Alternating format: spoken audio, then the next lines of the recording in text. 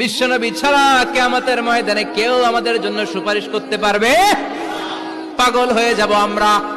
সূর্যটা মাথার কাছে, ক্ষুধায় তৃষ্ণায় জিহ্বাটা কুকুরের মতো বের হয়ে ঝুলতে থাকবে, মাথার মগজগুলো গলে গলে নাকের ছিদ্র দিয়ে কানের ছিদ্র দিয়ে বেয়ে বেয়ে পড়তে থাকবে। বাবা ছেলের দেখলে দিবে দৌড়, বলবে চিনি না, ইয়া নাফসি আল্লাহ আমারে বাঁচাও, ঠিক কিনা? পীর সাহেব মুরিদ রে বলবে চিনি না, মুরিদ পীর সাহেব রে বলবে চিনি না, ভাই ভাই রে চিনবে না। সব নবী আর সব উম্মতের একটাই জিকির, ইয়া নাফসি ইয়া নাফসি। নবীও জিকির করে ইয়া নাফসি, উম্মতও জিকির করে। সবাই সাইয়েদনা আদম রে ধরবে, সাইয়েদনা আদম বলবে আমি পারবো না, নূহের কাছে যাও।